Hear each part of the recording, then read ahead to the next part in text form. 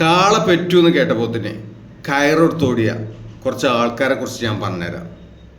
മിഞ്ഞാന്ന് നമ്മളെ കേരളത്തിൻ്റെ പുറത്തെന്താ അവസ്ഥ എന്നറിയില്ല.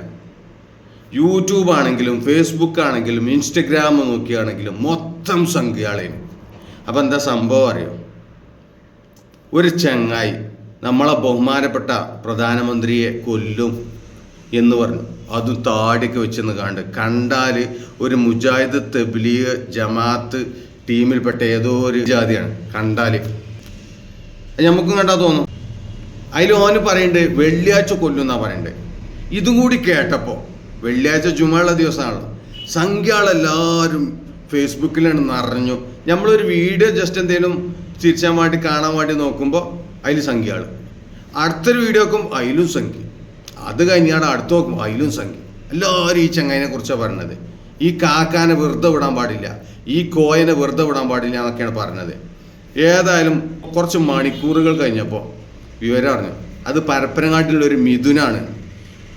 ഇതെന്ന് കേട്ടപ്പോൾ ഇവർ കുറേ ചിന്തിച്ചു, മിഥുനാവില്ല മൊയ്തീനേക്കാരം, മിക്കവാറും മൊയ്തീനേക്കാരം, മിഥുനാവില്ല. ശരിക്കും നോക്കിയപ്പോൾ ഫാദറിൻ്റെ മദറിൻ്റെ പേരൊക്കെ നോക്കുമ്പോൾ അയാൾ മിഥുൻ തന്നെയാണ്. ഇതോടുകൂടെ ഇത് മിഞ്ഞാന്നാണ് അവസ്ഥ. ഇന്നലെ ഒരു മുണ്ടാട്ടുമില്ല, സംഖ്യകളൊക്കെ ഓടി ഒളിച്ചു. ഈ വിഷയത്തിൽ എനിക്ക് പറയാനുള്ള വിഷയം എന്താ വെച്ചാൽ, നമ്മളെ ബഹുമാനപ്പെട്ട പ്രധാനമന്ത്രിനെ വധഭീഷണി നടത്തിയ ഈ ചങ്ങായിനെ ഏത് മതത്തിൽപ്പെട്ട ആളാണെങ്കിലും, ഞാനൊരു മുസ്ലിമാണ്, ഏതൊരു മതത്തിൽപ്പെട്ട ഒരാളാണെങ്കിലും, മുസ്ലിം ആണെങ്കിലും ഹിന്ദു ആണെങ്കിലും ക്രിസ്ത്യാനിയാണെങ്കിലും അയാൾ വെറുതെ വിടാൻ പാടില്ല. അതാണ് തീരുമാനം എടുക്കേണ്ടത്.